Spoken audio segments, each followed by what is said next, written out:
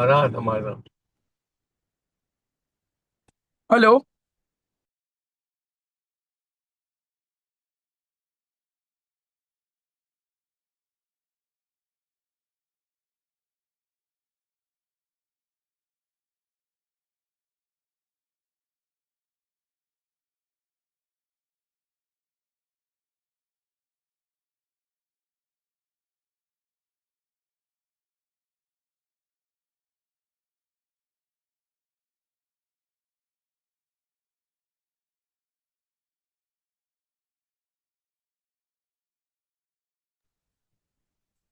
Friends will be starting shortly, just waiting for a few more people to join. Okay.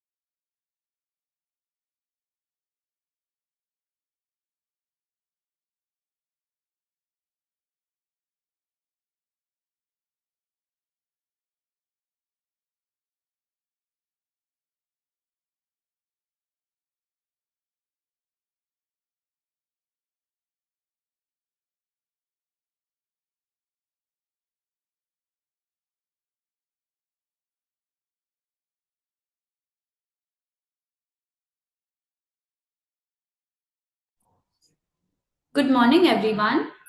Thank you all for joining us today. On behalf of APV Financial, my name is Anushka, and I would like to warmly welcome you all to this session.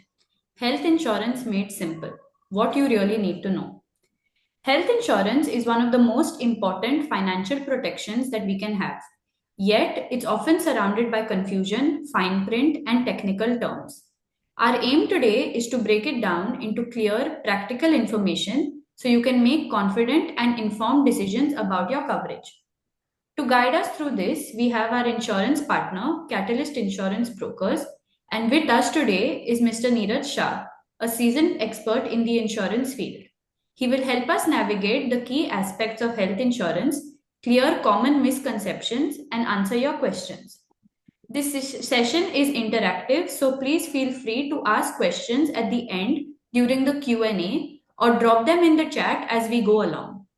Before we begin, I kindly request everyone to please keep their microphones and cameras off. This session will help ensure that there is clear audio and a smooth flow for everyone. With that, I now hand it over to Neeraj to take us through this session. Hello, very good morning to all of you. My name is Neeraj Shah, and I am from Ahmedabad. I have an experience of 20 years in the health insurance industry. So let's start. एक बार अनुष्का जरा PPT जो है start करेंगे आप?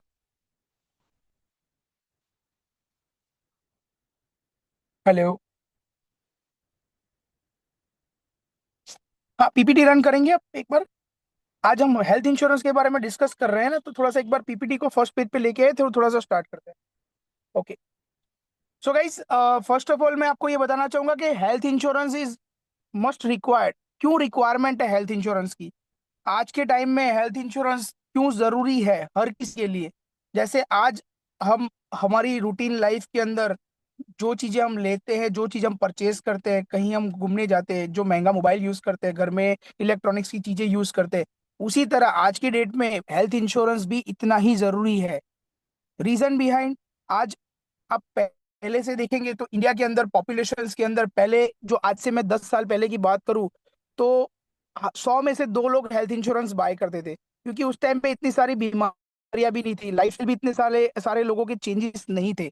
आज अगर हम देखने जाएं तो लोगों की लाइफस्टाइल जो है वो चेंज हो चुकी है, और डे बाय डे उसके अंदर मेडिकल के अंदर बीमारियां भी नई नई आ रही है, और लोगों को पता है कि मेडिकल इक्विपमेंट और मेडिकल की जो कॉस्टिंग है वो डे बाय डे इंक्रीज हो रही है. और अगर मैं बात करूं तो इंडिया जो है वो मेडिकल इंश्योरेंस के अंदर या मेडिकल्स के अंदर वर्ल्ड के अंदर सेकेंड और थर्ड हाईएस्ट में है, जहाँ पे लोग इंश्योरेंस की रिक्वायरमेंट के अंदर काम कर रहे हैं. सो आज का हमारा जो एजेंडा है वो हेल्थ इंश्योरेंस क्यों जरूरी है, और हेल्थ इंश्योरेंस के अंदर किस तरह से हम इंश्योरेंस को आइडेंटिफाई कर सकते हैं, कौन सा हेल्थ इंश्योरेंस हमारे लिए सही है, और कौन सा प्लान हमें लेना चाहिए, क्या प्लान लेते समय हमें कौन कौन सी चीजों को ध्यान में रखना चाहिए, ये सारी चीजों के बारे में आज हम डिस्कस करेंगे. एग्जैक्टली हम हेल्थ इंश्योरेंस को कैसे परचेज कर सकते हैं, किसके थ्रू परचेस कर सकते हैं, क्या क्या चीजें हमें ध्यान में रखनी है पॉलिसी बाय करते समय, ये सारी चीजें हम इसके अंदर डिस्कस करेंगे. एंड ट्रस्ट मी, अगर आप ये चीज को प्रैक्टिकली समझेंगे, थियरिकल नहीं, आप इमेजिन करके अगर इसको समझेंगे ना, तो आपको ये प्रोडक्ट कभी भी आपके दिमाग से रिमूव नहीं होगा. क्योंकि हेल्थ इंश्योरेंस आज की डेट में आपके सामने, मेरे सामने, सभी के सामने, बीमारी हर किसी के घर में छोटी मोटी होती है, और हम जो रूटीन में काम करते हैं बीमारी को क्लियर करने के लिए या जो उसके सिम्टम्स है उसको रिमूव करने के लिए, उसी के तौर पे इंश्योरेंस भी उसी तरह से काम करता है. सो आज हम इंश्योरेंस के बारे में थोड़ा सा डिटेल में समझेंगे, और ट्रस्ट में आप इसको प्रैक्टिकली समझेंगे तो आपको इंश्योरेंस का कॉन्सेप्ट बहुत अच्छी तरह से समझ में आ जाएगा. इंश्योरेंस काफी तरह के होते हैं, लेकिन उसमें हेल्थ इंश्योरेंस जो है वो सबसे पहले प्रायोरिटी वाली चीज है. और हेल्थ इंश्योरेंस में भी बहुत सारी प्रोडक्ट है. अगर मैं बात करूं तो मेडिक्लेम इंश्योरेंस के साथ साथ एक्सीडेंट इंश्योरेंस है, क्रिटिकल इलनेस पॉलिसी है, और पर्सनल एक्सीडेंट पॉलिसी है. ये हेल्थ इंश्योरेंस के अंदर, मतलब मेडिक्लेम इंश्योरेंस का एक हिस्सा है ये चारों के चारों. तो हम वन बाय वन आज इसके ऊपर डिस्कस करेंगे, ठीक है? सो फर्स्ट हम जाते हैं कि इंश्योरेंस लेने के लिए हमें सबसे पहले क्या समझना पड़ेगा. तो भाई इंश्योरेंस, अगर लेट से एग्जांपल मैं मेरे पे ही लेता हूं, मैं मेरे एग्जांपल से ही आपको बताता हूं कि आज मुझे मेडिक्लेम इंश्योरेंस लेना है, ठीक है? तो मुझे मेडिक्लेम इंश्योरेंस लेना है, तो किस किस तरह का मुझे इंश्योरेंस लेना चाहिए? तो भाई इंश्योरेंस जो आता है, या तो आदमी अपना खुद का इंश्योरेंस ले या अपने फैमिली मेंबर के साथ ले. लेट्स से एग्जांपल, मेरे घर में मेरी वाइफ है, मेरा बेटा है, मेरे मॉम डैड, हम इतने लोग हमारे घर में रहते हैं. तो अब मुझे अगर इंश्योरेंस लेना है तो सबसे पहले मुझे ये देखना पड़ेगा कि भाई मुझे सबका इंडिविजुअल इंश्योरेंस लेना है या फ्लोटर लेना है. तो कोई ये सोचेगा कि भाई इंडिविजुअल और फ्लोटर में फर्क क्या होता है. तो भाई इंडिविजुअल मतलब क्या है कि आदमी का अपना खुद का सेल्फ इंश्योरेंस, और फ्लोटर मतलब सबका मिला के कंबाइंड में इंश्योरेंस. तो अगर एक एग्जांपल है कि मुझे आज 5 लाख रुपए का इंश्योरेंस बाय करना है, परचेस करना है किसी से, मेरे पार्टनर से, एजेंट से या ब्रोकर से, तो 5 लाख रुपए का अगर मैं इंडिविजुअल इंश्योरेंस लूंगा तो सबका 5 5 5 5 लाख रुपए का इंडिविजुअल कवरेज आएगा. और अगर मैं फ्लोटर पॉलिसी लेता हूं तो मैं, मेरी वाइफ, मेरा बेटा, मेरे मॉम डैड, हम सबका मिला के 5 लाख रुपए का जॉइंट में इंश्योरेंस आएगा। तो दो चीज क्लियर समझिएगा कि इंडिविजुअल इंश्योरेंस और फ्लोटर इंश्योरेंस में फर्क ये होता है कि इंडिविजुअल मतलब सबका इंडिविजुअली कवरेज रहेगा, और फ्लोटर मतलब सबका मिला के जॉइंट में कवरेज रहेगा। ठीक है, तो पहला पॉइंट और दूसरा पॉइंट ये है कि इंश्योरेंस लेने के लिए सबसे पहले हमें हमारा इंश्योरेंस फ्लोटर लेना है या इंडिविजुअल लेना है वो हमें समझना जरूरी है। वो हमें सब समझाएगा हमारा एजेंट कि भाई मुझे कौन सा इंश्योरेंस मेरे लिए बेस्ट है। दूसरी चीज, इंश्योरेंस लेने के लिए आदमी की क्या चीजें चाहिए होती है कि भाई आज मुझे अगर इंश्योरेंस लेना है तो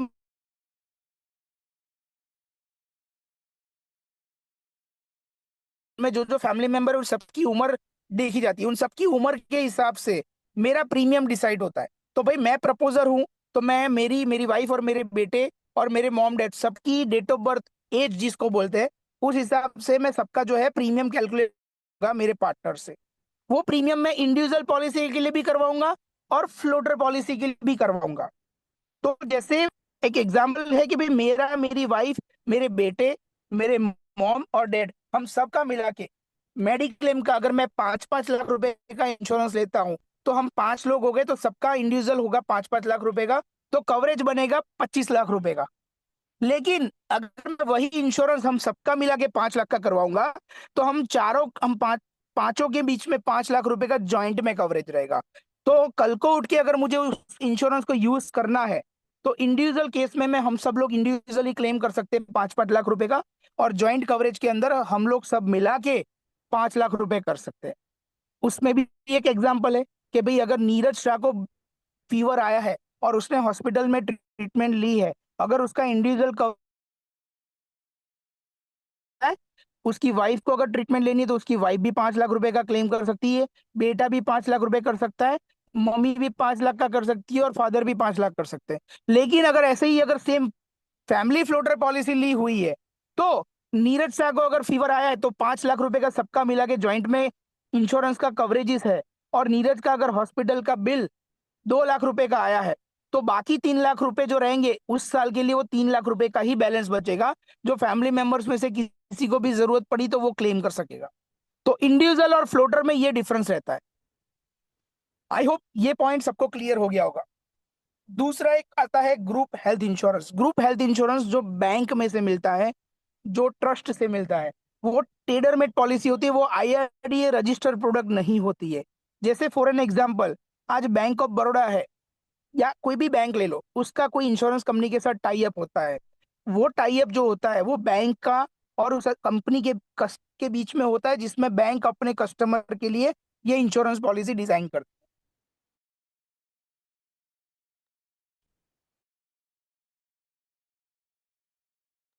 तो वो उसके आने वाले जो कस्टमर हैं बैंक के, वो बैंक के जो कस्टमर रहेंगे उसके लिए पर्टिकुलरली वो ग्रुप इंश्योरेंस डिसाइड होता है, ना कि सब लोगों के लिए। तो मेरा अगर मान लो आज की डेट में बैंक ऑफ बड़ौदा में अकाउंट है, तो बैंक ऑफ बड़ौदा वाले मुझे वो ग्रुप इंश्योरेंस देंगे जो उस बैंक में से जो भी कंपनी का टाई अप होगा वो।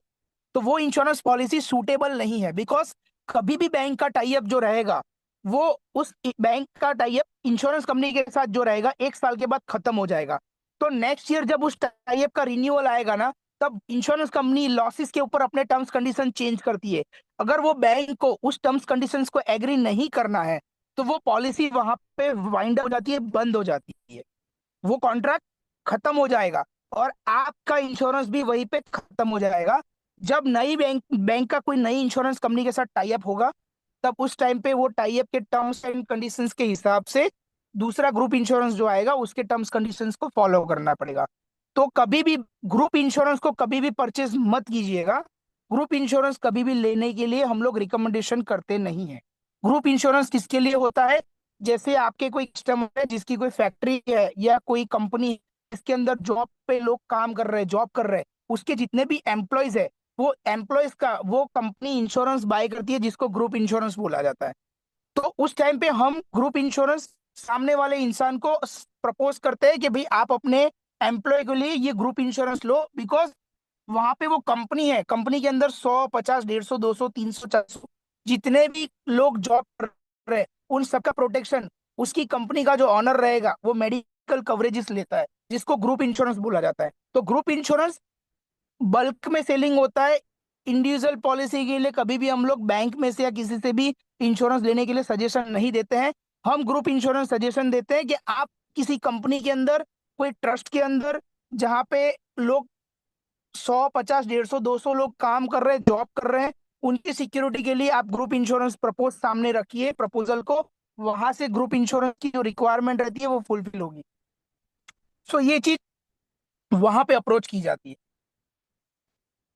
तीसरा पॉइंट आता है सीनियर सिटीजन्स। जो सीनियर सिटीजन्स के लिए आज की डेट में अलग अलग प्लान्स आते हैं कि भाई, लेट से एग्जांपल 60 क्रॉस कर जाने के बाद 75 साल तक, 80 साल तक, 100 साल तक जो इंसान को पॉलिसी लेनी है, उसके लिए अलग से प्रोडक्ट डिजाइन की जाती थी पहले।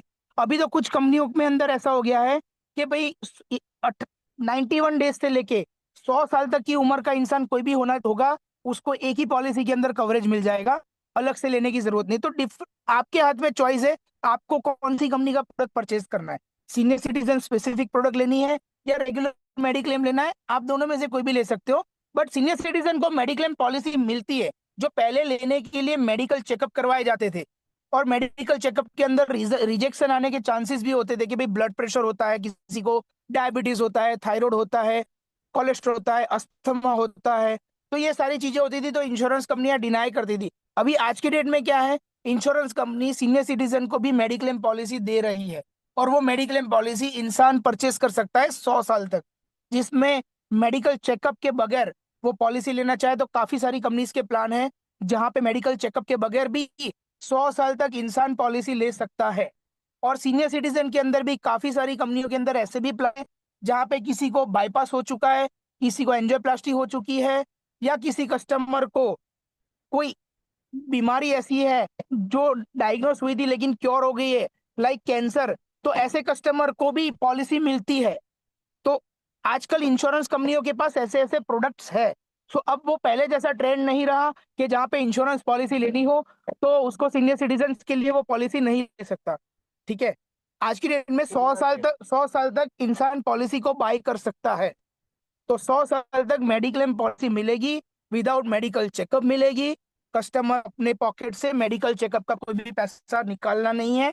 ब्लड प्रेशर, डायबिटीज, कोलेस्ट्रॉल होगा, उसके साथ कवरेजेस आफ्टर 30 डेज, मतलब 30 दिन के बाद वो बीमारी कवर होगी, ऐसी पॉलिसी भी सीनियर सिटीजन ले सकता है। तो सीनियर सिटीजन के लिए भी प्रोडक्ट है। ऐसा नहीं है कि प्रोडक्ट नहीं है। आप किसी भी सीनियर सिटीजन को पॉलिसी लेना चाहो, बेझिझक होके दीजिए, 100% क्लेम पे होगा, ऐसी प्रोडक्ट है। ठीक है, वो प्रोडक्ट फिर लेनी हो उस टाइम पे आपको उसकी डिटेल में जाना पड़ेगा कि भाई उसका क्या प्रीमियम आएगा। लेकिन कॉन्सेप्ट इज क्लियर कि भाई सीनियर सिटीजन भी आदमी जो है आज की डेट में मेडिक्लेम पॉलिसी 100 साल तक वो परचेज कर सकता है, विदाउट एनी मेडिकल चेकअप और without any extra loading amount premium. मतलब कोई हर्डल्स नहीं है कि ये कवर होगा कि नहीं होगा, वो कवर होगा कि नहीं होगा, सब कुछ कवर होके मिलेगा मेडिक्लेम के अंदर। बीपी डायबिटीज पहले से है तो भी पॉलिसी मिलेगी। चौथी चीज, super top up policy. Super top up policy के अंदर 3 से 4 चीजें आपको बताऊंगा। सुपर टॉप अप पॉलिसी, अब जो यहाँ पे लिखा हुआ है top up and super top up, तो आज से 10 साल पहले क्या था, टॉप अप वर्जन था। अब वो टॉप अप वर्जन खत्म हो चुका है, उसका अपग्रेडेड वर्जन चल रहा है पिछले 8 साल से, जो था सुपर टॉप अप पॉलिसी। तो हम सुपर टॉप अप पॉलिसी के ऊपर डिस्कस करेंगे सीधा, क्योंकि टॉप अप पॉलिसी आज की डेट में कहीं पे भी चल नहीं रही है, वो बंद हो चुकी है। तो हम सीधा सुपर टॉप अप पॉलिसी पे बात करेंगे। सुपर टॉप अप का कंसर्न क्या है, तो मैं मेरा ही एग्जांपल लेता हूं कि भाई नीरज शाह की जॉइंट पॉलिसी, उसकी, उसकी वाइफ, उसके बेटे की, मम्मी पापा की, सबकी जॉइंट पॉलिसी 5 लाख रुपए की है। 5 लाख रुपए की जॉइंट पॉलिसी लेने के लिए नीरज शाह ने पेमेंट पे किया है, प्रीमियम अमाउंट जो है 40,000 रुपए। समझना कि नीरज शाह ने अपनी अपनी वाइफ, अपने बेटे या अपने पेरेंट्स के लिए मेडिक्लेम पॉलिसी ली जिसका प्रीमियम है 40,000 रुपए, 5 लाख का जॉइंट कवरेज है। अब नीरज शाह ये सोच रहा है कि भाई यार 5 लाख के कवरेज में क्या होगा, आज की डेट में 5 लाख से तो कुछ होता नहीं है, तो इंश्योरेंस थोड़ा सा बढ़ाने के लिए वो सोचेगा। अब उसके दिमाग में एक और क्वेश्चन आता है कि यार मैं 5 लाख का इंश्योरेंस ले रहा हूँ, जिसका सम इंश्योर 5 लाख है, और उसके लिए मुझे 40,000 रुपये प्रीमियम पे करना पड़ रहा है। हाँ, तो मुझे अगर उसको डबल करना है, मतलब 10 लाख का कवरेज चाहिए, तो मुझे उसके लिए तो 80,000 रुपये पे करना पड़ेगा। तो यहाँ पे क्या होता है कि निरक्षा को ये सोच सोच जाती है कि यार ये मैं पे कर पाऊंगा, 80,000 रुपये कहाँ से निकालूंगा। ये सारी चीजें उसके पास आती है दिमाग में। तो उसके लिए क्या है, सुपर टॉप अप पॉलिसी करके एक प्रोडक्ट है, जिसके अंदर आप अपना इंश्योरेंस जो है वो बढ़ा सकते हो। कम प्रीमियम के अंदर आप अपनी पॉलिसी इंक्रीज कर सकते हो। सम इंश्योर्ड को आपकी दो पॉलिसी बनेगी। कैसे बनती है, मैं आपको एक एग्जांपल प्रैक्टिकली बताता हूँ। मैंने ₹1 का हेल्थ इंश्योरेंस टाटा एआई से लिया हुआ है, जिसका प्रीमियम मैंने ₹40,000 पे किया। अब मुझे उसके ऊपर सुपर टॉपअप पॉलिसी परचेस करनी है।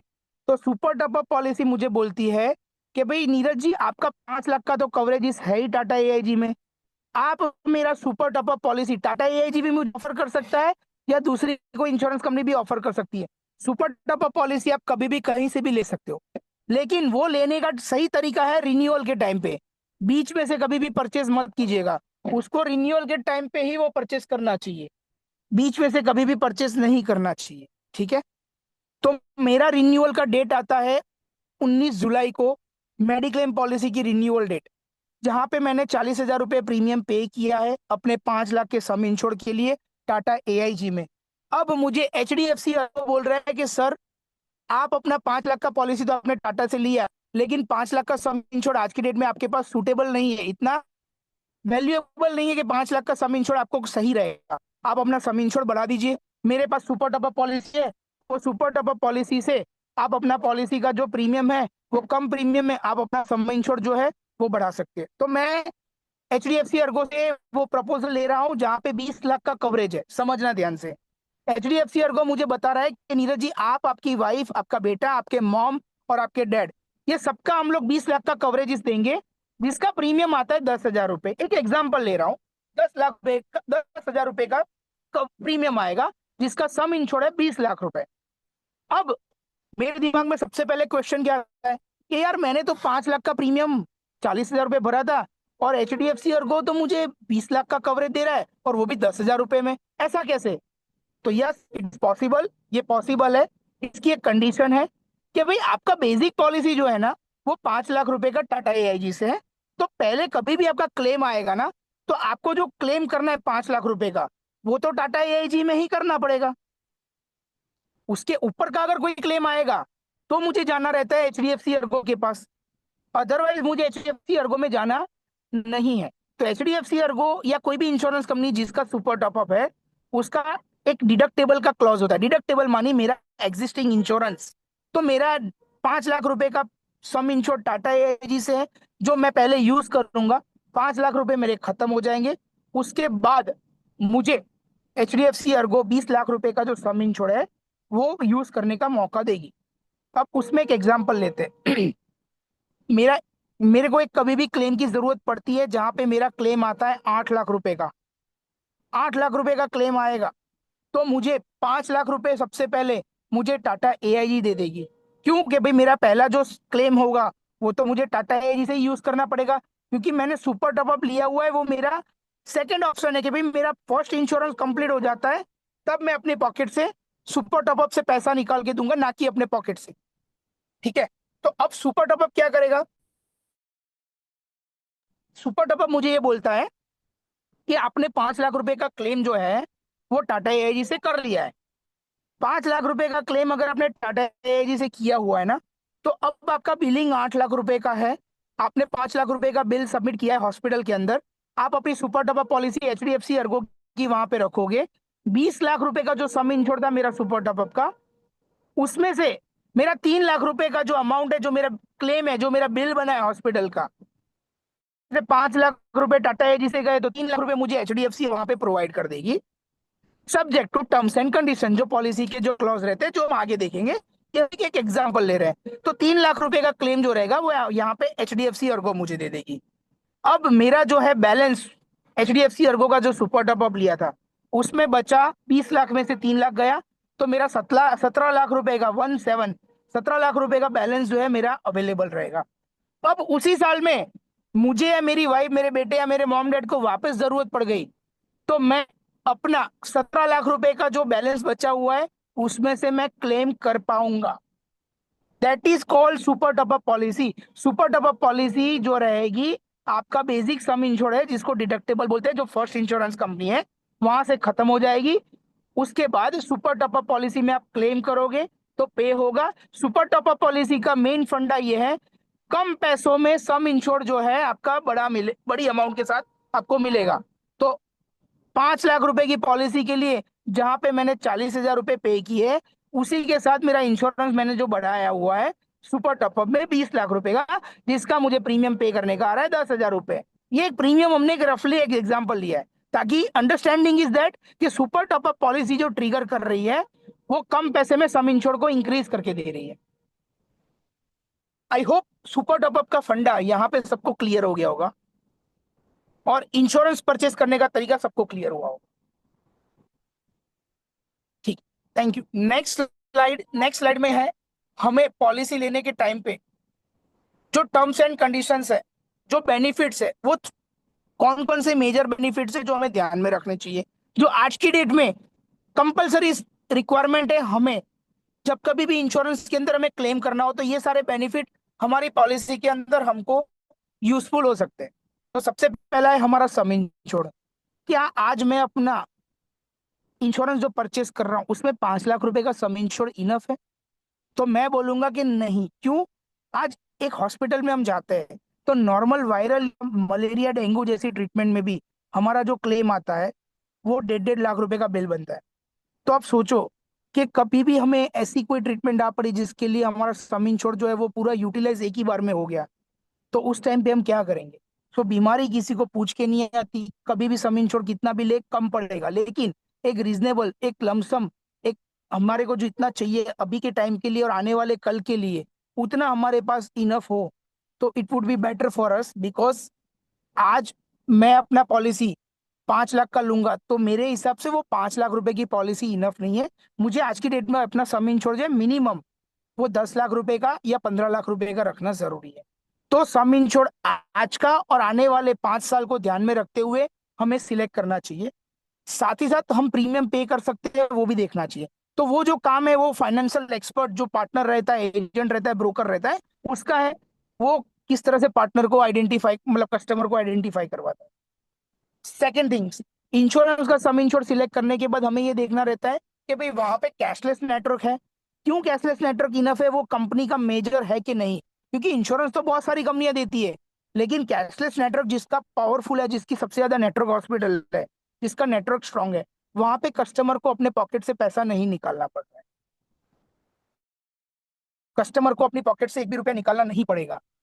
तो कस्टमर जब कभी भी हॉस्पिटल में ट्रीटमेंट लेने के लिए जाता है तो सबसे पहली चीज आती है कि भाई अगर वहां पे कैशलेस है तो उसको पॉलिसी की कॉपी देनी रहती है, आईडी प्रूफ में पैन कार्ड, आधार कार्ड देना रहता है। ये चीज वहां पे सबमिट करेगा, देन उस टाइम पे उसको वहां पे उसका जो पॉलिसी है वो कैशलेस में ट्रिगर हो जाएगी, रियम्बर्समेंट नहीं आएगा। तो कैशलेस नेटवर्क देखना उस टाइम पे बहुत जरूरी है कि भाई ये पॉलिसी के, ये इंश्योरेंस कंपनी के अंदर कैशलेस की नेटवर्क कितनी है। जैसे फॉर एन एग्जांपल मैं अहमदाबाद में रहता हूँ, तो मैं देखता हूँ कि भाई मुझे आज टाटा एजी से मैं पॉलिसी बाय कर रहा हूँ, तो मैं टाटा एजी की वेबसाइट पे जाके देख लेता हूँ कि भाई अहमदाबाद में कितने हॉस्पिटल्स हैं, उसमें से मेरे घर के आसपास कितनी है, या मेरे मेरे एरिया में अहमदाबाद में जो टॉप 5 हॉस्पिटल्स है वो उसके अंदर कवर है कि नहीं। क्योंकि कोई भी बड़ी हॉस्पिटल होगी वो कवर होनी जरूरी है। उसका रीजन क्या है? वो बड़ी हॉस्पिटल कवर रहेगी तो वहां पे सारी फैसिलिटी मिल जाती है। फैसिलिटी लाइक ट्रीटिंग डॉक्टर्स तो रहता ही है, लेकिन पेशेंट का ध्यान रखने के लिए नर्स रहते हैं, असिस्टेंट डॉक्टर्स रहते हैं, जो उसको टाइम पे दवाई इंजेक्शन दे देते हैं, उसका फूड प्रॉपरली मिल जाता है, डाइटिशियंस वहां पे रहते हैं, तो सारी चीजों की केयर हो जाती है। तो ये ध्यान में रखते हुए हमें हमारे एरिया की, हमारी सिटी की जो टॉप 5 हॉस्पिटल्स है वो है कि नहीं वो ध्यान रखनी जरूरी है। तो उससे क्या होता है कि हमें कभी भी ट्रीटमेंट लेने के लिए जाना हो तो हम वो कैशलेस हॉस्पिटल में ट्रीटमेंट ले सकते हैं, हमारे को अपनी पॉकेट से एक भी रुपए निकालना नहीं पड़ेगा। थर्ड थिंग्स, पॉलिसी के अंदर हमने ट्रीटमेंट ले ली, अब ट्रीटमेंट लेने के बाद हम घर पे आते हैं, तो आने के बाद एकदम से तो हम फिजिकली फिट एंड फाइन नहीं हो जाएंगे ना। ऐसा तो है नहीं कि आज ट्रीटमेंट ली घर आ गए और कल से हम हमारे काम पे जाना शुरू कर देंगे, ऐसा नहीं होता है। रूटीन में हमें डॉक्टर हफ्ते 10 दिन के लिए रेस्ट करने के लिए बोलता है या रूटीन में चेकअप करवाने के लिए बोलता है। तो वो सारा खर्चा जो रहता है जो प्री एंड पोस्ट हॉस्पिटलाइजेशन के अंदर आता है। प्री मतलब, प्री हॉस्पिटलाइजेशन मतलब हॉस्पिटल में एडमिट होने से पहले हमने जो भी फैमिली डॉक्टर के साथ कंसल्टिंग किया होता है उसका जो भी डायग्नोसिस का आइडेंटिफिकेशन करने के लिए जो भी रिपोर्ट निकलवाए रहते हैं उसको प्री हॉस्पिटलाइजेशन बोलते हैं। और पोस्ट हॉस्पिटलाइजेशन मतलब हॉस्पिटल से डिस्चार्ज होने के बाद जब हम घर पे आते हैं तो घर पे आने के बाद हमारा जो भी रूटीन में चेकअप करवाने का या जो भी रिपोर्ट्स निकलवाने का या डॉक्टर से कंसल्टिंग करने का चार्ज होता है वो सारा प्री पोस्ट के अंदर कवर हो जाएगा। तो वो पैसा भी हमें प्री पोस्ट में कवर होके मिल जाएगा। उसके बाद आता है रियम्बर्समेंट। Reimbursement means what? अगर आज मैं कोई हॉस्पिटल्स में जा रहा हूँ, मान लो कि वो मल्टी स्पेशलिटी हॉस्पिटल तो है लेकिन वहां पे कैशलेस नहीं है, तो कैशलेस नहीं होता है तो उसका मतलब क्या है कि भाई मुझे वहां पे पहले पैसा पे करना है। तो वो पैसा मुझे इंश्योरेंस कंपनी रियम्बर्समेंट करके देती है। तो मुझे सारे के सारे बिल्स, सारी हॉस्पिटल की रिपोर्ट्स, ये सब कुछ फाइल पूरी की पूरी हॉस्पिटल से लेके कलेक्ट करके मुझे इंश्योरेंस कंपनी में देनी रहती है, अपने पार्टनर को देनी रहती है। वो इंश्योरेंस कंपनी के अंदर जाती है।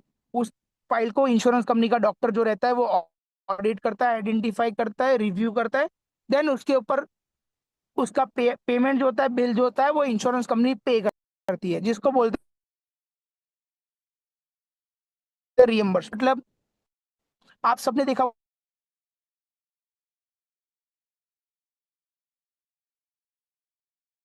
सारे हॉस्पिटल्स पैक हो जाते हैं, सारे हॉस्पिटल्स पैक है। और ऐसी कोई डायग्नोसिस आ जाती है जहाँ पे हॉस्पिटल में बेड खाली नहीं है, तो ऐसी ट्रीटमेंट करने के लिए जब डॉक्टर या नर्स हमारे घर पे आके हमें ट्रीटमेंट दे रहे हैं और वो 48 आवर्स से 72 आवर्स तक वो ट्रीटमेंट करने के लिए डॉक्टर या नर्स कोई भी हमारे साथ रहता है और हमारी ट्रीटमेंट करता है, तो ऐसी कंडीशन को डोमेस्टिक ट्रीटमेंट का कॉल बोला जाता है। तो ऐसी सिचुएशन में वो ट्रीटमेंट का खर्चा जो रहता है पे होता है।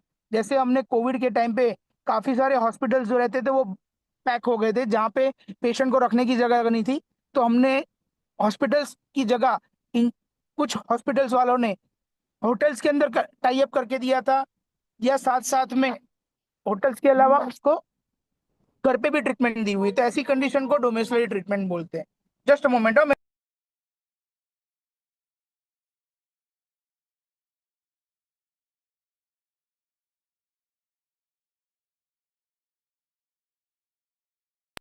सॉरी, यहाँ बॉस का कॉल था इसके लिए, सॉरी गाइस।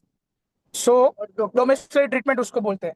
डे के ट्रीटमेंट, डे के ट्रीटमेंट का मतलब क्या होता है कि भाई आज की डेट में अगर मुझे कोई ऐसी बीमारी है जो कैटरेक है, जिसके लिए मुझे 24 घंटे की हॉस्पिटलाइजेशन होने की जरूरत नहीं है, स्टोन ऑपरेशन है जिसके लिए मुझे 24 घंटे हॉस्पिटल में रुकने की जरूरत नहीं है, तो ऐसी ऑपरेशन सर्जरी जो लेटेस्ट टेक्नोलॉजी या एडवांस मॉडर्न ट्रीटमेंट से होती है, ठीक है, जिसके लिए हमें 24 घंटे रुकने की जरूरत नहीं होती, लेजर ट्रीटमेंट वगैरह, तो वो डॉक्टर जो होता है, ट्रीटिंग डॉक्टर, उसको डे केयर के अंदर फॉल करता है और उसको डे केयर ट्रीटमेंट का ट्रीटमेंट देता है।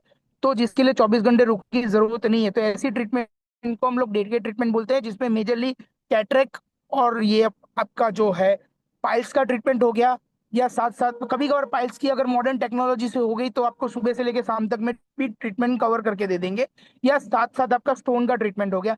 तो ऐसी ट्रीटमेंट को डे केयर ट्रीटमेंट के अंदर फॉल किया जाता है और उस ट्रीटमेंट का पैसा भी आपको इंश्योरेंस कंपनी पे करती है। अदरवाइज कोई भी ट्रीटमेंट आपकी 24 घंटे आपकी हॉस्पिटलाइजेशन नहीं होती है तो इंश्योरेंस कंपनी उसका बिल पे नहीं करेगी। बस बट अगर डे केयर ट्रीटमेंट ली हुई है जहाँ पे ट्रीटिंग डॉक्टर आइडेंटिफाई करता है कि ये डे केयर ट्रीटमेंट में ट्रीटमेंट होगी, तो यस वो डे केयर ट्रीटमेंट का खर्चा मिलेगा। कंडीशन एक ही रहती है कि जो भी पॉलिसी आपने परचेस की है उस पॉलिसी के अंदर ऑल डे केयर कवर है या कुछ selected day care treatment cover है, वो आपको सबसे पहले ध्यान में रखना पड़ेगा। अगर all day care treatment cover है दैट मीन सारे डे केयर कवर है, पर अगर कुछ selected day care treatment cover है तो सिलेक्टेड डे केयर ट्रीटमेंट के अंदर आपकी ट्रीटमेंट है वो फॉल होती है कि नहीं वो ध्यान में रखना पड़ेगा। उसके बाद आता है रूम रेंट लिमिट। आजकल सभी इंश्योरेंस कंपनियां जो रहती है रूम रेंट के ऊपर से रिस्ट्रिक्शंस मोस्ट प्रॉब्ली हटा चुकी है, पीएसयू को छोड़ के। तो रूम रेंट के अंदर आप कोई भी स्पेशल डिलक्स सूट रूम कोई भी रूम ले सकते हो। जो भी कंपनी की प्रोडक्ट परचेस करते हो उसके अंदर आपको सिर्फ ध्यान में ये रखना है कि भाई मुझे रूम रेंट की कोई रिस्ट्रिक्शंस तो नहीं है ना, वो चेक करके आपको लेना है बस। इससे ज्यादा और कुछ ध्यान नहीं रखना है। अगर नो रूम रेंट लिमिट लिखा हुआ है दैट मीन्स कोई भी तरह की रूम परचेस कर सकते हो, कोई भी तरह की रूम के अंदर ट्रीटमेंट ले सकता है कस्टमर। देन उसके बाद आता है रिस्टोरेशन कवर या रीइंस्टेंट कवर। रिस्टोरेशन मतलब क्या? जैसे फॉर एन एग्जाम्पल, दोनों का मतलब एक ही होता है। जैसे मेरा 5 लाख का कवरेज है, किसी कारण से मेरा 5 लाख रुपए का खर्चा जो है ये साल में मेरा इंश्योरेंस पूरा होने से पहले मैंने 5 लाख रुपए का क्लेम कर लिया, लेट्स से एग्जांपल, किसी मुझे कोई जरूरत पड़ी क्लेम की और मेरा हॉस्पिटल का बिलिंग आ गया है 5 लाख रुपए का, तो मैंने अपना 5 लाख रुपए का बिल उसी टाइम पे हॉस्पिटल में इंश्योरेंस से कैशलेस करवा दिया। अब मैं घर आ जाता हूँ, मान लो उसी टाइम उसके 1 महीने या 2 महीने के बाद मेरी वाइफ को या मुझे या किसी को भी 3 लाख रुपए का और कोई बीमारी के चलते क्लेम आ गया, तो अब क्या होगा? मुझे तो अपने पॉकेट से निकालना पड़ेगा, क्योंकि मैंने सुपर टॉपअप भी नहीं लिया है, तो मुझे अपने पॉकेट से निकालना पड़ता है पैसा, क्योंकि मेरा इंश्योरेंस तो खत्म हो चुका है। लेकिन अगर मेरी पॉलिसी में रिस्टोरेशन बेनिफिट या इंस्टेंट बेनिफिट है, तो उसका मतलब ये होता है कि मुझे 5 लाख रुपए खत्म हो जाएंगे, तो मैं दोबारा उस 5 लाख रुपए को without any extra charges, without any extra payment, मैं उसको यूज कर सकता हूँ, जिसके लिए मुझे एक्स्ट्रा पेमेंट नहीं पे करना है। उस पॉलिसी में ये बेनिफिट अगर मैंने लिया हुआ है, तो मैं आइडियली अपना सम इंश्योर जो है दोबारा यूज कर सकता हूँ विदाउट एनी एक्स्ट्रा चार्जेस। ठीक है, डिटेल में समझने के लिए फिर पेपर पे ग्राफ चाहिएगा, क्योंकि रीजन क्या है कि रिस्टोर बेनिफिट के लिए आपको कैसे ट्रिगर होगा वो पेपर के ऊपर आपको आइडेंटिफाई करना पड़ेगा। वो आपके जो पार्टनर रहते हैं वो डीप डाइव करके आपको पेपर पे समझाएंगे, या जो भी पार्टनर रहता है, एडवाइजर रहते हैं, वो डिटेल में डिस्कशन के दौरान जब पॉलिसी बाय होती है तब ये बताते हैं। बट रिस्टोर बेनिफिट लेने से आपका जो सम इंश्योर्ड है आप विदाउट एनी एक्स्ट्रा चार्जेस दोबारा यूज कर सकते हो। और अगर अनलिमिटेड रिस्टोरेशन लिया हुआ है, तो साल भर में अनलिमिटेड टाइम आप रिस्टोर को ट्रिगर करवा सकते हो पॉलिसी में। उसके बाद आता है क्यूमुलेटिव बोनस। क्यूमुलेटिव बोनस मतलब आपने कोई क्लेम करो या ना करो, आपको फिक्स बोनस मिलता है। बोनस हर कंपनी की डेफिनेशन अलग होती है, किसी में 50% मिलता है, किसी में 10% मिलता है, किसी में 100% मिलता है। तो हर एक कंपनी की अलग अलग डेफिनेशन होती है। तो क्यूमुलेटिव बोनस से आपको क्लेम करो या ना करो, वो फिक्स बोनस आपको मिलेगा। और नो क्लेम बोनस का फंडामेंटल ये होता है कि अगर आप क्लेम नहीं करते हो तब जाके आपको नो क्लेम बोनस मिलता है। दोनों में डिफरेंस है। तो पॉलिसी परचेस करने के टाइम पे ये बेनिफिट आपको अपने पार्टनर से, एडवाइजर से पूछना रहता है कि भैया मेरे को क्लेम करेंगे या नहीं करेंगे, बोनस तो मिलेगा ही ना। तो कौन सा वो प्लान दे रहा है वो देखना जरूरी है। एनसीबी वाला प्लान दे रहा है, क्यूमुलेटिव बोनस वाला प्लान दे रहा है, उससे आपका बेनिफिट ये है कि आपका 5 लाख का कवरेजेस है। और अगर आपने 6 लाख का क्लेम आया और आपका बोनस अगर 1 लाख रुपए जमा है, आपने क्लेम नहीं किया हुआ है, रिन्यूअल में आपका बोनस जमा हुआ है, तो बोनस का बेनिफिट आपका बिलिंग पे करने के टाइम पे आप उसको कन्वर्ट कर सकते हो अपने बिलिंग के अंदर। तो ये बेनिफिट होता है नो क्लेम बोनस का। आई होप ये पॉइंट यहाँ पे सबको क्लियर होंगे, क्योंकि आज हम जो डिस्कस कर रहे हैं वो जूम कॉल पे हम लोग डिस्कस कर रहे हैं, तो बेसिक जो अंडरस्टैंडिंग है उसको हम क्लियर कर रहे हैं। अगर डिटेल में फिर इसको डीप डाइव जाना रहता है तो कैसे ट्रिगर होता है वो आपको आपका फाइनेंशियल एक्सपर्ट ही बता पाएगा। ये मैं आपको बेसिक हिंट दे रहा हूँ कि बेनिफिट का मतलब क्या है। Next slide please.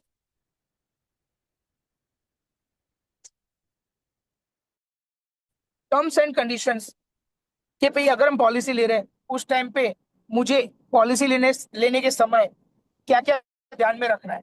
तो पहले सबसे पहली चीज है कि आज अगर मैं पॉलिसी ले रहा हूँ, तो लेट से एग्जांपल कोई बोलेगा कि भैया मेरे को पॉलिसी ले रहा हूँ लेकिन मुझे तो शुगर है, मुझे तो बीपी है, मुझे तो थायराइड है, मुझे तो कोलेस्ट्रॉल है।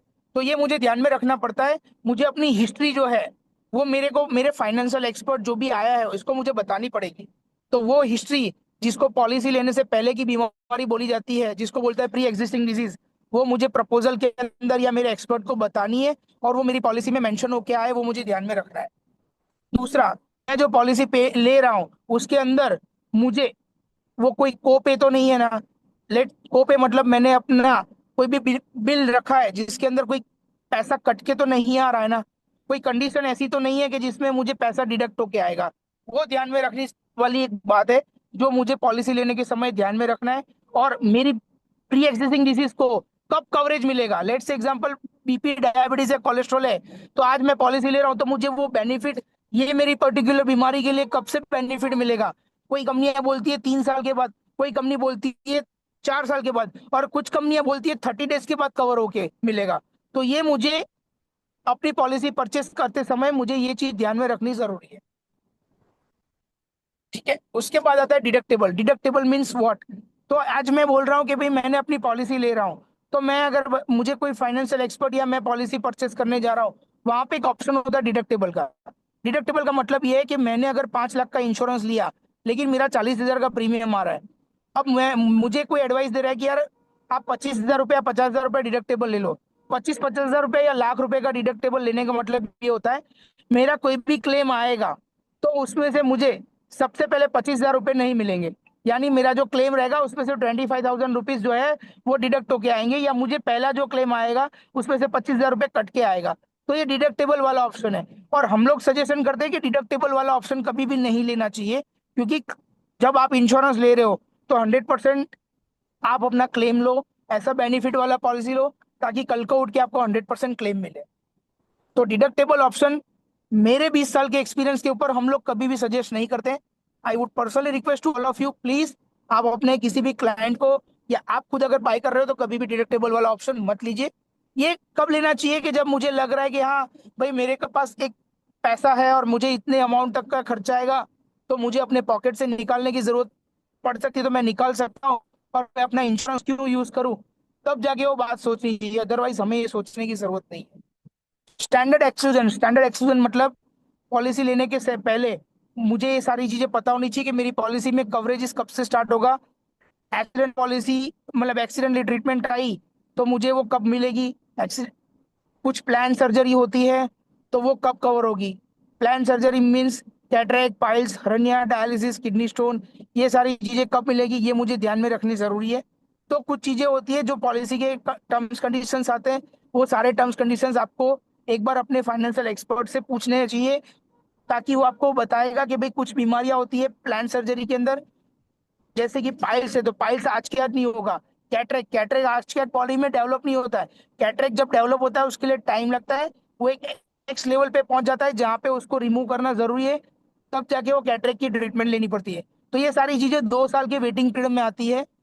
ऑल प्लान सर्जरी सारी की सारी, cataract, piles, hernia, knee replacement, ये सारी की सारी प्लान सर्जरी है। नी रिप्लेसमेंट भी आज के आज नहीं होगा। तो ये सारी चीजें 2 साल के बाद कवर होती है।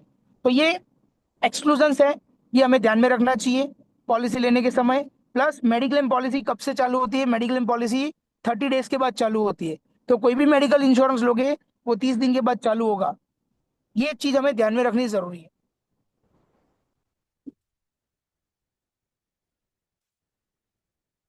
साथ एक और चीज है, सब लिमिट। सब लिमिट मीन्स व्हाट? मुझे अगर कोई पॉलिसी ले रहा हूं तो मुझे कोई बीमारी के ऊपर लिमिट रखी हुई है, लेट से एग्जांपल कि भाई कैटरेक्ट की ट्रीटमेंट 2 साल के बाद कराओगे, लेकिन कैटरेक्ट में 25,000 का खर्चा मिलेगा, 50,000 का मिलेगा, या हर्निया की ट्रीटमेंट में 75,000 मिलेगा। तो ऐसी कोई सब लिमिट वाली पॉलिसी है, वो चेक करना जरूरी है। और हम ये चेक किए बगैर लेते, कल को उठ के क्लेम आए तो हमें वो लिमिट के साथ पैसा मिलेगा। तो आई वुड नॉट रिकमेंडेड कि भाई आप सब लिमिट वाला पॉलिसी लो। आप जब कभी भी इंश्योरेंस लेते हो या देते हो किसी को भी, तो आप विदाउट सब लिमिट वाला दो, ताकि कस्टमर को 100% पैसा मिले। सब लिमिट बीमारी के ऊपर रिस्ट्रिक्शंस रखा होता है कि भाई ये बीमारी आएगी तो इसमें इतने रुपए तक का ही क्लेम ले सकते हो, जिसको सब लिमिट बोली जाती है। Loading loading means what? आज अगर मैंने पॉलिसी ले रहा हूं तो बीपी, डायबिटीज, थायराइड, कोलेस्ट्रॉल है जो पॉलिसी लेने से पहले बीमारी है, अगर मुझे उसको कवर करना है तो इंश्योरेंस कंपनी अपने अंडरराइटिंग टर्म्स कंडीशंस के हिसाब से मुझे एक्स्ट्रा प्रीमियम लेके मुझे वो कवर देगी। तो एक्स्ट्रा प्रीमियम का जो खर्चा रहता है वो जिसको लोडिंग बोला जाता है। तो स्टैंडर्ड प्रीमियम जो रहता है उसके ऊपर एक एक्स्ट्रा प्रीमियम लिया जाता है, ताकि कल को उठ के वो अंडरराइटिंग नॉर्म्स के हिसाब से वो 30 दिन के बाद कवर होगा, 3 साल के बाद होगा या 4 साल के बाद होगा, वो पर्टिकुलर इंश्योरेंस कंपनी के अंडरराइटिंग कंडीशन के ऊपर डिपेंड है। तो लोडिंग का क्राइटेरिया यह है कि स्टैंडर्ड प्रीमियम के अलावा एक्स्ट्रा प्रीमियम लेना, जो कि प्री एग्जिस्टिंग डिजीज को कवर करने के लिए, इसको लोडिंग बोला जाता है। पोर्टेबिलिटी पोर्टेबिलिटी मीन्स आज मैं अपनी पॉलिसी ले रहा हूँ, वो पॉलिसी को मैं बाय करते समय मेरी एग्जिस्टिंग पॉलिसी है, मैं उसको शिफ्ट कर रहा हूँ दूसरी जगह पे। ठीक है, मेरा आज न्यू इंडिया में पॉलिसी चल रहा है बट मुझे उसके बेनिफिट अच्छे नहीं लग रहे, या मेरे एजेंट की सर्विस से मैं खुश नहीं हूँ, तो मैं आज अपनी पॉलिसी को दूसरी कंपनी में स्विच कर सकता हूँ। जैसे हम आइडिया से वोडाफोन में जाते हैं, एयरटेल से वोडाफोन में जाते हैं, हमारा नंबर वही रहता है बट प्लान चेंज हो जाता है। क्यों? हम लोग बेटर प्लान के लिए हम लोग मूव करते हैं, नंबर वही रख के। वैसे पॉलिसी के टर्म्स कंडीशंस जो रहते हैं उसमें काफी सारे चेंजेस होते हैं, बेनिफिट मिल रहा है तो हम लोग दूसरी कंपनी में मूव होते हैं, तो हमारी कंटिन्यूटी भी कंसीडर हो जाती है उसके अंदर। तो जिसके लिए जिसको ट्रांसफर बोला जाता है, ट्रांसफर केस जिसको पोर्ट बोला जाता है, एक कंपनी से दूसरी कंपनी में रिन्यूअल के टाइम पे पोर्ट किया जाएगा, जिसको पोर्टेबिलिटी बेनिफिट बोलते हैं। उसमें आपकी पुरानी पॉलिसी कंटिन्यूटी मिल जाएगी, ताकि आपको नए नए सिरे से कोई वेटिंग पीरियड ना लगे। आपको सारा का सारा कवरेजेस डे वन से मिले, जिसको पोर्टेबिलिटी बोलती है। तो आज मैं एक एग्जांपल उसमें भी देता हूँ। मेरी यूनाइटेड इंडिया पे पॉलिसी है और मैं अपने एजेंट से खुश नहीं हूँ, उसकी सर्विस से खुश नहीं हूँ, और मैं अपनी पॉलिसी का रिन्यूअल आ रहा है, मैं उसको स्विच कर रहा हूँ टाटा एजी में। तो मुझे डे वन से टाटा एजी में मेरा पॉलिसी का कवरेजेस मिलेगा, जिसको पोर्टेबिलिटी बोलते हैं। TPA, TPA means claim settlement third party. जहां पे भी हम क्लेम की फाइल रखते हैं, तो कुछ इंश्योरेंस कंपनी के थर्ड पार्टी, कुछ इंश्योरेंस कंपनी का अपना खुद का क्लेम सेटलमेंट है। तो आजकल प्राइवेट कंपनी के अंदर इंश्योरेंस कंपनी अपना खुद का क्लेम सेटलमेंट कर रही है। गवर्नमेंट कंपनी के अंदर टीपीए होते हैं। टीपीए मतलब उसका एक थर्ड पार्टी ऑर्गेनाइज किया जाता है, जो आपकी क्लेम की फाइल को ऑडिट करता है। उसके डॉक्टर्स रहते हैं, वो क्लेम की फाइल को ऑडिट करते हैं और आपका पैसा सही मायने में जेन्यून है कि नहीं वो चेक करते हैं। जबकि इंश्योरेंस कंपनी के अंदर खुद के डॉक्टर्स होते हैं, खुद का क्लेम सेटलमेंट का हब होता है। जो आजकल सभी इंश्योरेंस कंपनी के जो हब है हैदराबाद, दिल्ली, चेन्नई, मुंबई में है, वहां से उसका क्लेम सेटलमेंट होगा।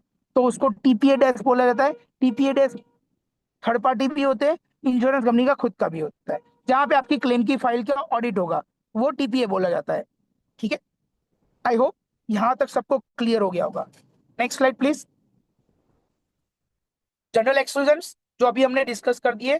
पॉलिसी लेने से पहले की बीमारी जो कितने साल के बाद कवर होगी, वो देखना जरूरी है। 30 दिन के बाद, 3 साल के बाद, या 4 साल के बाद। Illness with in a first 30 days और 90 डेज, वो हमें कवरेज क्या क्या मिलेंगे। तो ये देखना है। मैंने आपको बताया कि जैसे मेडिक्लेम पॉलिसी 30 डेज के बाद कवर होती है। पॉलिसी लेने से पहले की बीमारी अगर कुछ इंश्योरेंस कंपनी 30 डेज के बाद कवरेज दे रही है कि नहीं, या 2 साल के बाद दे रही है, या 4 साल के बाद दे रही है, वो हमें टर्म्स कंडीशन समझने जरूरी है। तो वो हमें पॉलिसी परचेस करने के टाइम पे हमारा फाइनेंशियल एक्सपर्ट बताएगा। Cosmetic, dental, non accidental. तो कॉस्मेटिक और डेंटल ट्रीटमेंट कभी भी आपका बीमा मेडिक्लेम पॉलिसी में एक्सीडेंटल सर्जरी के अलावा कवर नहीं होता है। तो कुछ लोग ऐसा बोलते हैं कि भाई मेरे को अगर डेंटल ट्रीटमेंट करवानी है, मेरे को अपने चेहरे पे काफी सारे दाग है, मुझे उसको रिमूव कराने के लिए मुझे कॉस्मेटिक सर्जरी करवानी है, तो वो आपको क्लेम नहीं मिल सकता है, क्योंकि वो कोई बीमारी नहीं है। हाँ, लेकिन अगर एक्सीडेंटली चेहरा जल गया है और प्लास्टिक सर्जरी करनी पड़ी, तो वो पे होगा। अगर आपके एक्सीडेंट के अंदर आपके जो टीथ है वो डैमेज हो गए, उसको पूरा का पूरा ट्रीटमेंट का कॉस्टिंग जो आता है वो एक्सीडेंटल क्लॉज के अंदर आया है, तो ट्रीटमेंट का खर्चा टीथ का भी पूरा इंश्योरेंस कंपनी पे मिलेगी करेगी, सिर्फ और सिर्फ एक्सीडेंट के अंदर। सेल्फ इन्फेक्टेड इंजरीज, अपने आप ही मान लो, लेट से एग्जांपल, मैं खुद साइकिलिंग कर रहा हूँ और मैं चलते चलते ही साइकिल से गिर गया, तो वो सेल्फ इंजरीज को कवर नहीं किया जा सकता। War, crime and adventure sports, जैसे मैं ट्रैकिंग पे गया हूँ और मैं वहां से गिर गया, तो ये सारी चीजें कवर नहीं होती है। वॉर होता है, अगर मुझे कुछ इंजरीज हो गई, टेररिज्म क्राइम हो गया, क्राइम के अंदर मुझे कुछ लगी, तो ये सारी चीजें कवर नहीं होती है। वो एक्सीडेंटली ट्रीटमेंट नहीं है। वॉर हो रहा था और आप घर के बाहर निकले और आपको लग गई, या वॉर हो रहा है कुछ इंजरी हुई, तो वो कवर नहीं होती है। What is not paid, yes, what is not paid, not paid के अंदर काफी सारी चीजें आती है, वो इंश्योरेंस कंपनी के क्लॉज के ऊपर है। लेट से example, consumable items. Consumable items means आज डॉक्टर या नर्स दिन में जितनी बार आते हैं, हाथ में ग्लव्स और मास्क पहन के आते हैं, तो वो सारी चीजें यूज एंड थ्रो वाली है। ग्लव्स, नेबुलाइजर, डायपर, तो ये सारी चीजें कुछ इंश्योरेंस कंपनियां कवर कर रही है, कुछ इंश्योरेंस कंपनियां कवर नहीं करती है। तो ये पॉलिसी परचेस करने के टाइम पे हमें ध्यान में रखना जरूरी है। ठीक है, next slide please. Maternity benefit. Maternity benefit का मतलब ये होता है कि आज मैंने पॉलिसी ले रहा हूं, तो मुझे उसमें मैटरनिटी बेनिफिट चाहिए कि नहीं। वो मैटरनिटी का बेनिफिट पॉलिसी के अंदर, पॉलिसी के टर्म्स कंडीशंस पे होता है। कुछ कंपनियां मैटरनिटी बेनिफिट देती है, कुछ कंपनियां मैटरनिटी बेनिफिट नहीं देती है। अगर दे रही है तो कितने साल में दे रही है, वो भी जानना जरूरी है।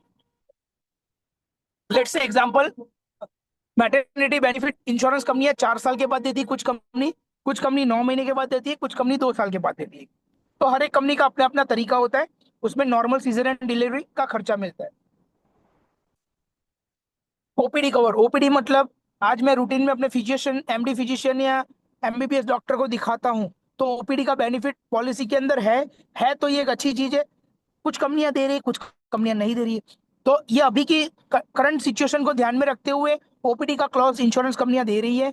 कुछ कंपनीज जिसके अंदर सालाना आप 3 से 4 दफा अपना ओपीडी का बिल रख सकते हो। कुछ कंपनियां बोलती है कि आपका जो भी बिल होगा उसका लमसम 5 या 10 हज़ार रुपए का खर्चा मिलेगा। तो उसके लिए आपको अपने सारे डॉक्टर्स के साल भर में जितनी भी बार आपने कंसल्टिंग किया उसका बिल वगैरह रखना है, जिसको ओपीडी बेनिफिट बोलते हैं। रूम रेंट सब लिमिट हमने आगे डिस्कस कर लिया कि 1% 2% वाला रूम रेंट नहीं रखना होता है। स्पेशल डिलक्स रूम कोई भी लो, आपकी पॉलिसी में नो रूम रेंट रिस्ट्रिक्शंस होगी, वो बेनिफिट आप सिलेक्ट करते हो। It would be better for us, because no room rent limit वाली पॉलिसी लोगे तो कभी भी आपको रूम रेंट की हेडेक नहीं आएगी।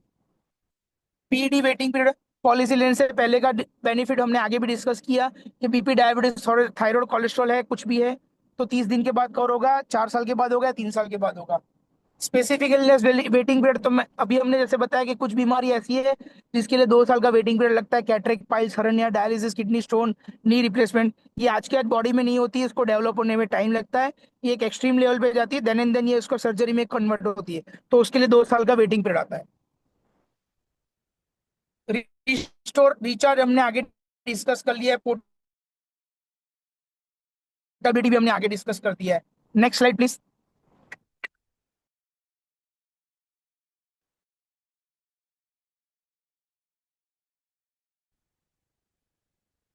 Next slide please.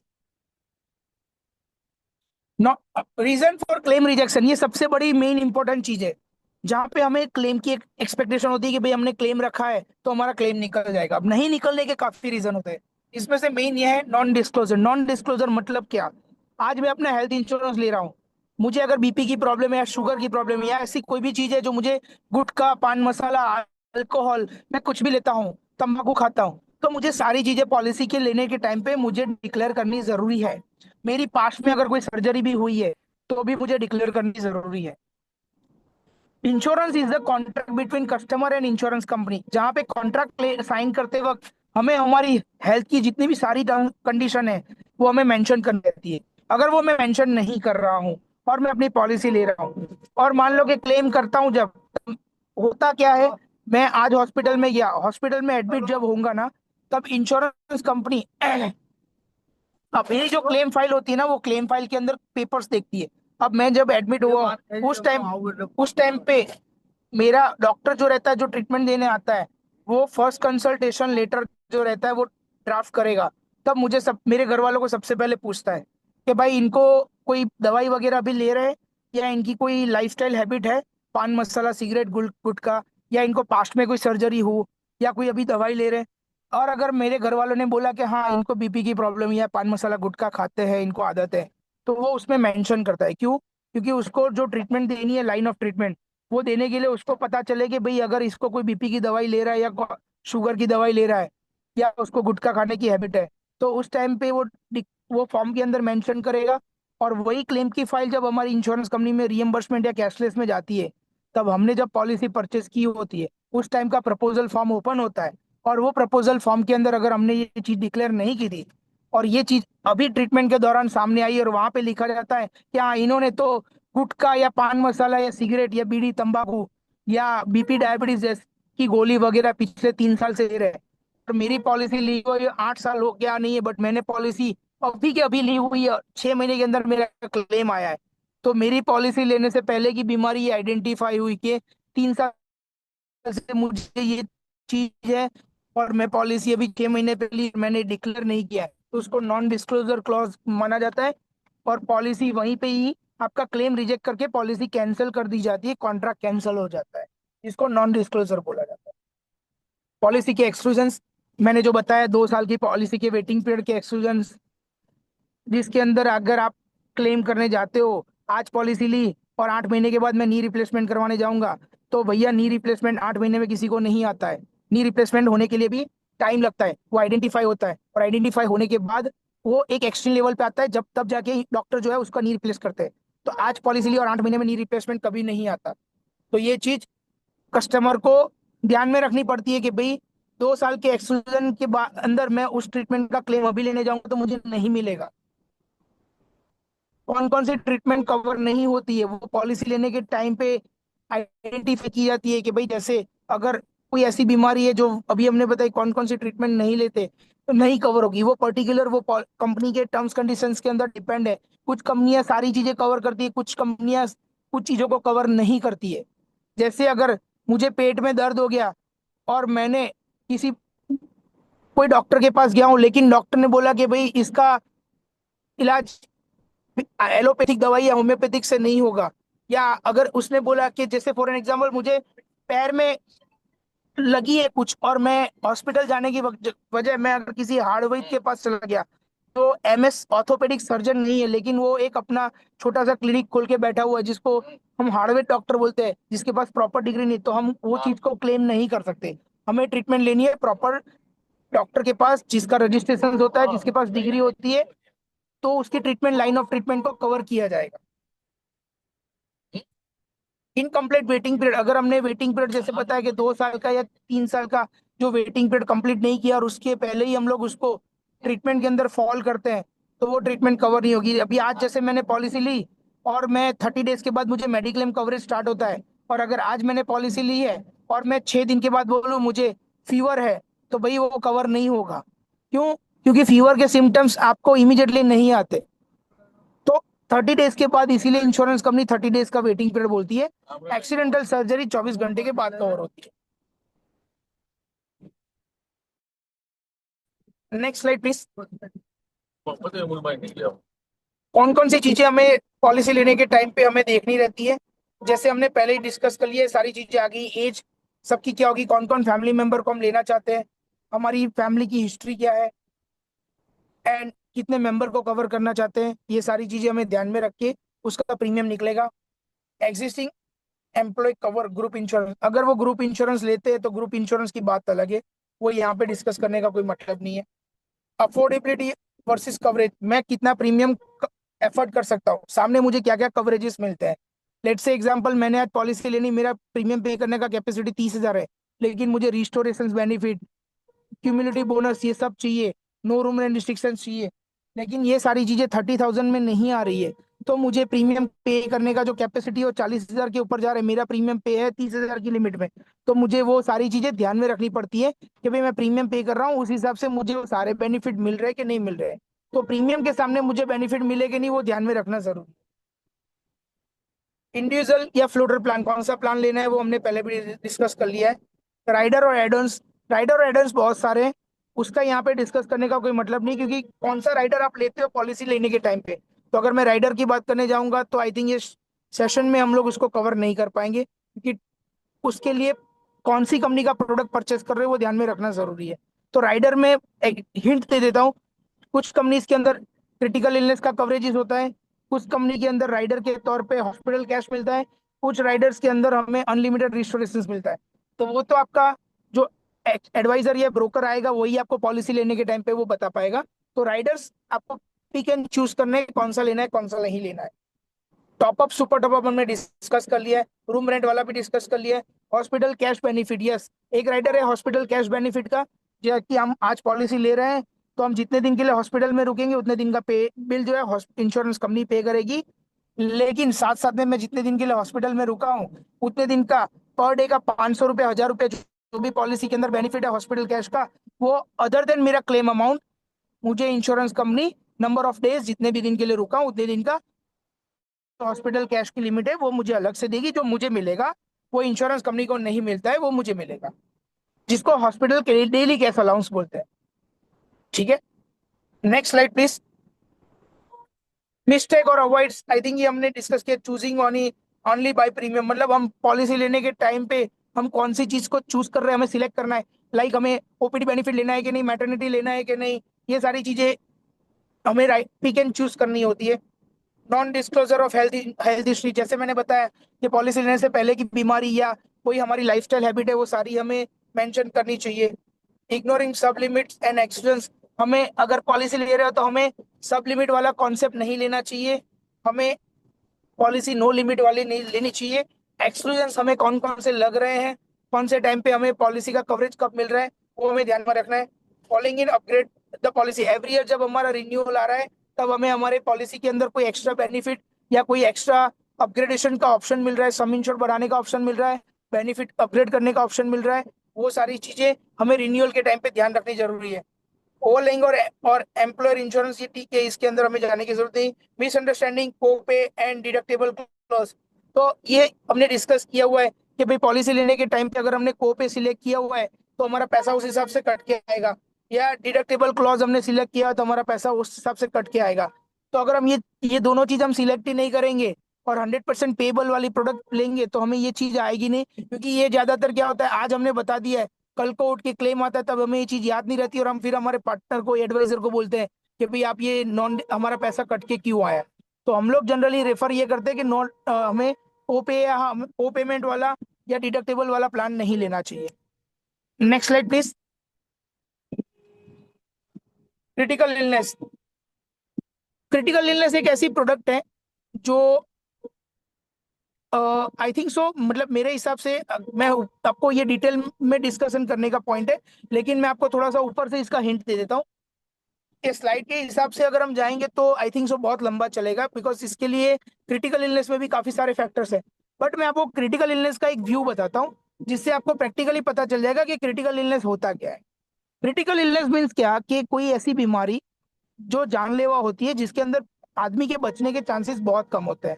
जैसे for an example cancer, heart attack, brain tumour, lungs transplant, kidney transplant, kidney failure, ये सारी बीमारी ऐसी है जिसका, लीवर ट्रांसप्लांट, ये सारी बीमारी ऐसी है ना कि जिसके अंदर आदमी के बचने के चांसेस बहुत कम रहते हैं। अब क्रिटिकल इलनेस पॉलिसी क्या बोलती है कि भाई अगर आज आपने मेडिक्लेम पॉलिसी के अंदर तो आप ट्रीटमेंट लोगे, लेकिन क्रिटिकल इलनेस एक बेनिफिट प्रोडक्ट है जो अगर किसी ने पॉलिसी ली हुई है और इनमें से किसी भी कस्टमर ने अगर ये पॉलिसी ली और उसको अगर मान लो कि कैंसर डिटेक्ट हो गया तो वो कैंसर का इलाज अपने मेडिकल पॉलिसी से करवाएगा।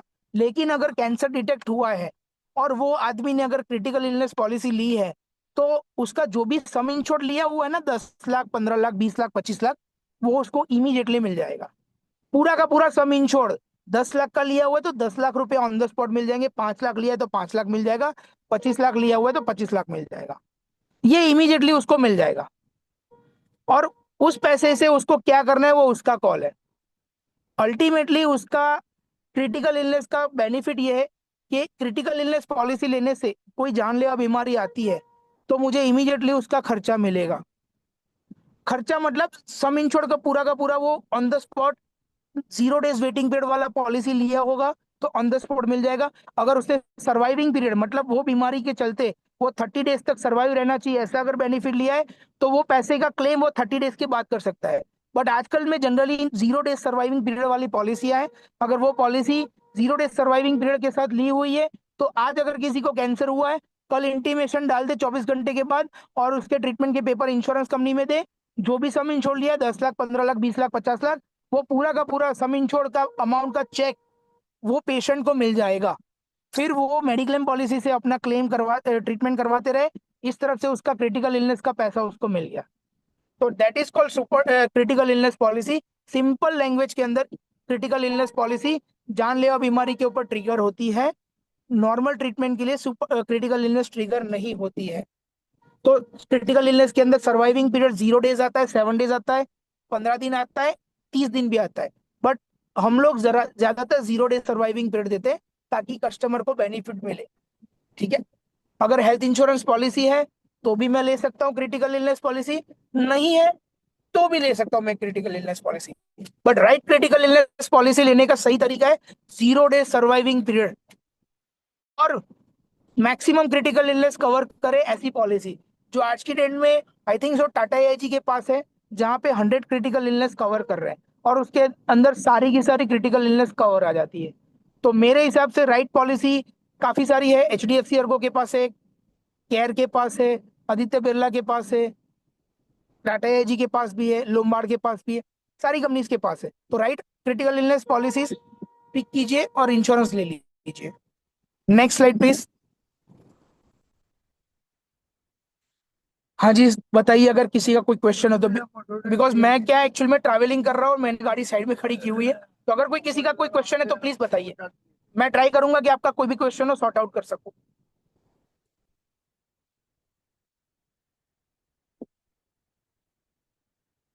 किसी का कोई क्वेश्चंस, कोई किसी को समझ में नहीं आया हो, क्योंकि ये क्या है, मैंने आपको डिटेल में डिस्कशन तो आपको आपकी लाइफस्टाइल के हिसाब से आपका जो पार्टनर रहेगा वही बता पाएगा।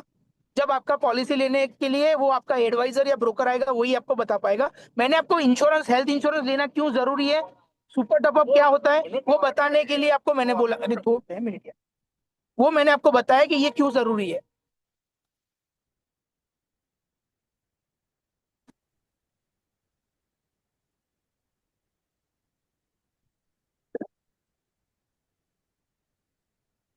सर एक क्वेश्चन पूछा गया है चैट बॉक्स में। हाँ, 1 मिनट में वही पढ़ रहा हूँ। हाँ। Policy that gets instant yes, ये जो अगर आपका रीइंस्टेंट बेनिफिट है और उसके साथ भी अगर आपको सुपर टॉपअप रिक्वायरमेंट है तो यस रिक्वायरमेंट है, बिकॉज रीइंस्टेंट बेनिफिट आपने कौन सी प्रोडक्ट ली हुई है, सेम पर्सन को सेम इलनेस कवर करने के लिए ली हुई है या सेम पर्सन को सेम डिजीज के लिए कवर नहीं मिलेगा ऐसी पॉलिसी ली हुई है, ये उसके ऊपर डिपेंड है। तो अगर super top up क्या हुआ है तो री इंस्टेंट और ये अनलिमिटेड रिस्टोरेशन की टर्म्स कंडीशंस पे जाने की जरूरत नहीं रहेगी, सीधा सीधा सुपर टॉपअप के अंदर आप क्लेम कर पाएंगे।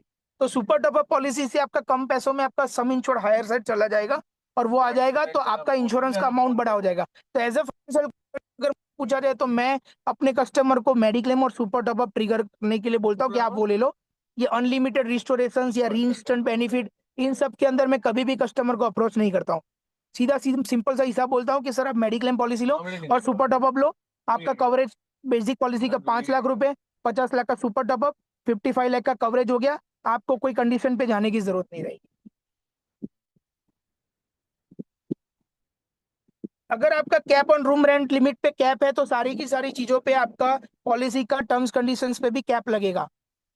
तो आप नो रूम रेंट लिमिट वाली पॉलिसी या नो कैप वाली पॉलिसी लोगे तो आपका कोई भी चीज पे कैप नहीं लगेगा, क्योंकि आप जो भी रूम लेते हो, जो भी रूम रेंट लेते हो उस हिसाब से आपका ट्रीटमेंट का बिलिंग बनता है और उस हिसाब से आपका पे होता है। तो अगर आपने कोई रूम रेंट लिमिट वाली ली हुई है या कोई भी टर्म्स कंडीशंस वाली पॉलिसी ली हुई है तो आपका ओवरऑल बिलिंग और आपका पैसा जो है हॉस्पिटल के टर्म्स कंडीशंस के हिसाब से at the time of discharge देने का आ सकता है। तो जनरली जब भी पॉलिसी बाय करते हो लिमिट कुछ हो नहीं, नो रूम रेंट लिमिट वाली पॉलिसी बाय करें ताकि आप स्पेशल रूम में जा सके, डिलक्स रूम में जा सके, ना कि आपको जनरल रूम में या किसी में भी या कोई कंडीशन के साथ पेमेंट करना है।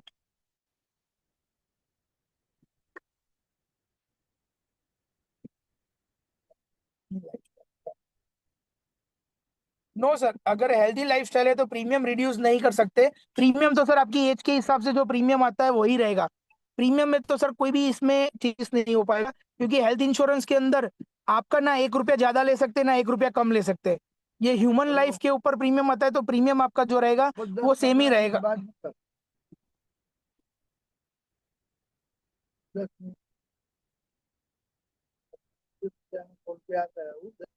और किसी का कोई क्वेश्चन कोई डाउट? ठीक है, तो आई थिंक सो सारी चीजें हो चुकी है अनुष्का जी।